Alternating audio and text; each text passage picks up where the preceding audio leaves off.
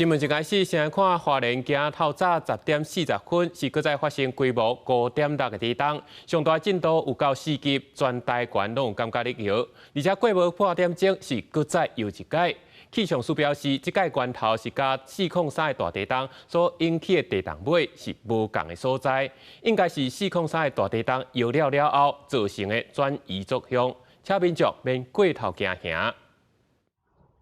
位于监视器的画面会当清楚看到停靠伫门口的汽车对地动一直摇晃。当地活动中心拍倒球的民众嘛感受会到地动一直摇。是没有上次3月那时候4月初的时候大了，但是就是还蛮大的。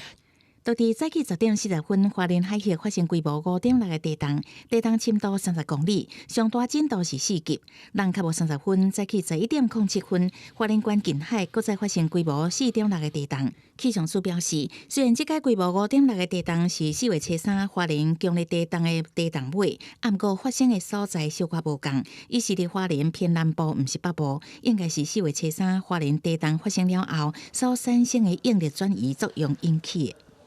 一个大地震发生以后，这整个震源的地方的应力结构，它会有做一些重新调整。那应力也会有一些做一些转移哈。那本来北部的地方是它这个今天这个地震的一些屏障的范围啊，因为这个屏障减弱以后，也有可能会触发出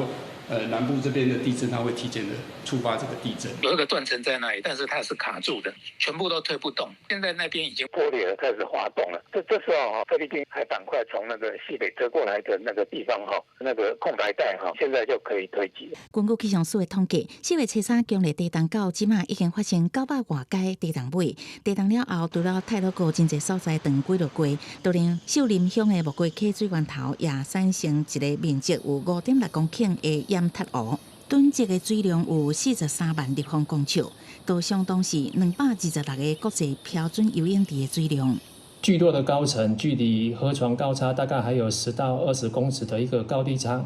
而且部落距离这个堰塞湖也相当的远，所以不会对下游聚落造成立即的危险。好卡在经过评估，准讲俩放弃水尾的东门甲营丘部落未受影响。不过林业署原来呼吁水尾的居民甲游客，千万唔通去客庄活动。记者综合报道。